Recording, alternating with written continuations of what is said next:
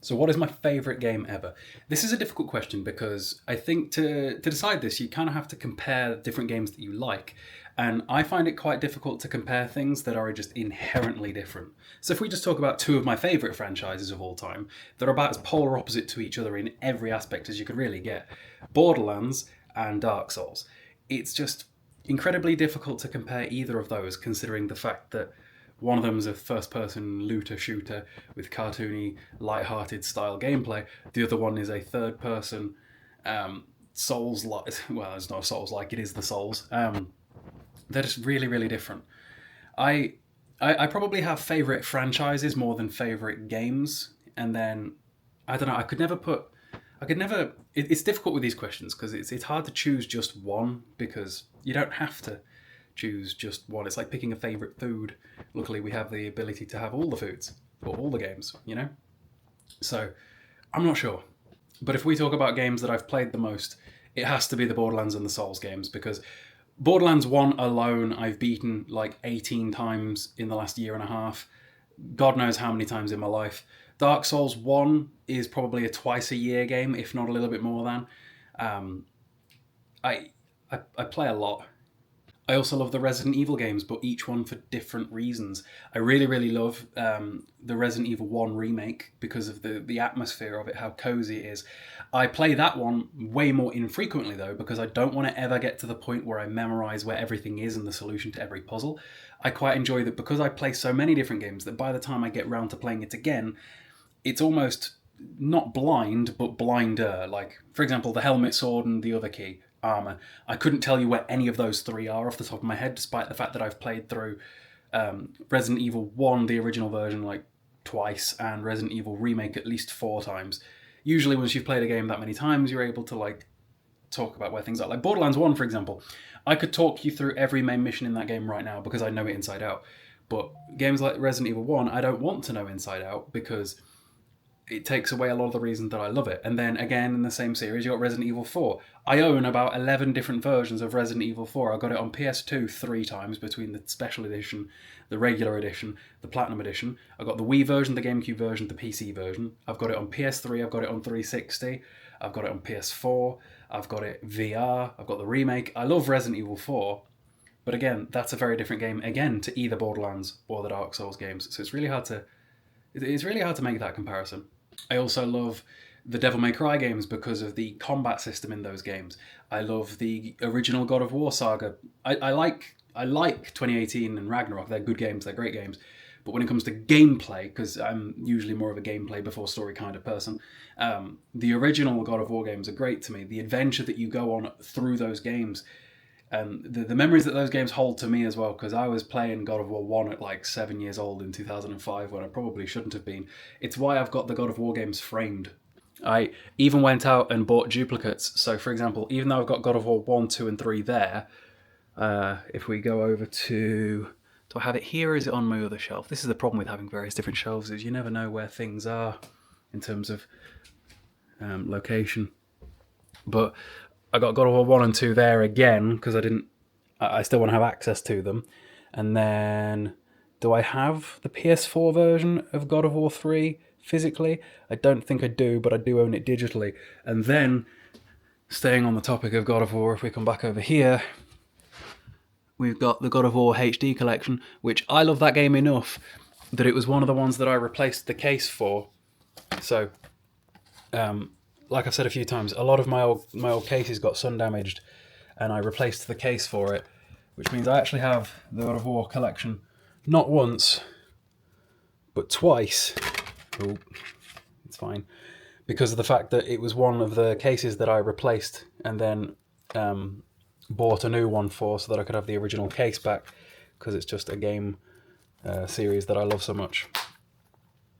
And like, even that God of War Collection 2, this God of War Collection 2 is like a £80 game now or something really insane like that. It's the PSP versions. I own them both digitally.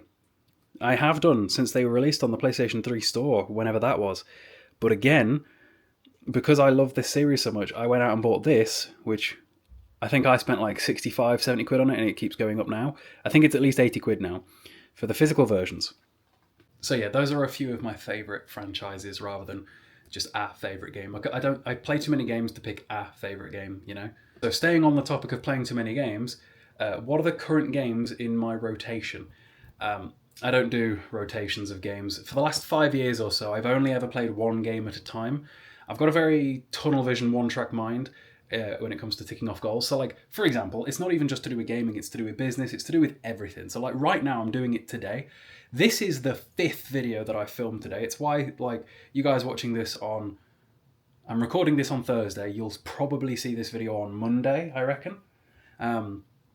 It's why I'm dressed exactly the same. It's because they've all been recorded within a few hours of each other because today's a content day. And I will do nothing else until I'm done recording content for however long I'm recording content for. But yeah, so I will only ever play one game at a time and I will play it until it is done. A lot of people ask me how do I get through games so quickly because I tend to be... Like when I want to, I can beat a game in a day pretty easily. Sometimes like 2 games in a day if I really put like 12 hours in. But like I always explain it that I don't beat games quicker than a normal person would. I put in the same amount of hours, but in a shorter time frame. So for example, somebody might put 12 hours into a single player story game and do it 2 hours a day for 6 days. I could put 12 hours in today if I wanted to, you know? So that's how I typically play games, is I will sit there and play till it's done. And that's how I get through so many games per year, and why I don't really have a rotation, because I will only ever play one game at a time. At most, sometimes I'll have, like, I call it a dick about game, where I'll like need footage to talk over that's not necessarily the game that I'm playing, and I'll use like Skate 3 or something like that, but it's not exactly like a game that I'm actively playing, you know? I think another game that's going to be good for that same sort of root note, whatever, is going to be Dragon Ball Z Sparking Zero that comes out tomorrow. I think that's going to be another good game for dick about, because you can just jump it. It's like what I did as a kid with Tenkaichi when I didn't know what else to do. I just go and play a few matches of that so I pass the time. So that's going to be great fun. I've been avoiding spoilers for that, although you can't really get spoiled because it's like I've seen the anime a million times. I've got Dragon Ball posters all around my room. Like that leads us into another question. We'll get there in a moment. But yeah, I've been avoiding all gameplay for that, even though there's been like tens of hours worth of gameplay on the internet for like 4 months, some way, somehow. I'm excited for that. I'm getting good at these transitions between questions into similar questions, aren't I? Do you like any other anime other than Dragon Ball Z? I do, although I think that real anime fans would probably say that the anime that I like isn't real anime.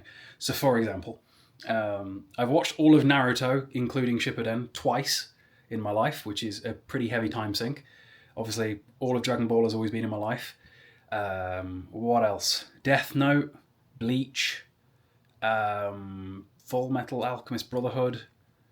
What else? I've seen Claymore, an obscure but cool one that I've got the game for on PS3, Afro Samurai, Gantz, Dead Man Wonderland, High School of the Dead. What else have I seen? One Punch Man. I refuse to watch One Piece because it's not over. That'll bother me. I would catch up and then be really annoyed because I don't think that's ever going to end, full stop. I don't think that's for me. I'm not watching One Piece. Even lower on the anime tier list, I suppose, Digimon Adventure 02 and Tamers, Avatar Last Airbender and Legend of Korra. Yeah, I would be open to more suggestions if anybody has like similar-ish things, I suppose. And finally, we'll do a gym one. Ever had a gym-related injury? If so, how did you overcome it and what was it? So, yes. Surprisingly, in the 10 years I've been in the gym, I've only really hurt myself once. And I definitely let my ego get the better of me sometimes. It's why I like... So, for example, I go to 2 different gyms. One of them is just a mile better than the other one in terms of equipment. But sometimes I feel like I perform better in the pure gym, in the regular gym, because of the fact that there are other people around. And having other people around often pushes me to train a little bit harder, perhaps, because... I don't know, some sort of male ego monkey brain in there that makes you do that. But the only time I've ever hurt myself was like 5 or 6 years ago. I was deadlifting. And I have a glass back anyway. Like I did a lot of martial arts as a kid. I talked about this in one of my videos before, where by the time I could walk, I was put into various different things. And through that, I both ended up kind of sturdy, but also joints a bit, I don't know, because, you know. Anyway, this one time years ago, I was deadlifting and I felt something go in my lower back it was kind of lower back to like upper glute, because in any sort of hip hinge deadlift variation, it's all lower back and glute. involvement, and something went to the point where I could not sit down, I could not sleep, and it was months of that. Now, being a man, I didn't go to the doctors, because I might be on death's door before I'll do that.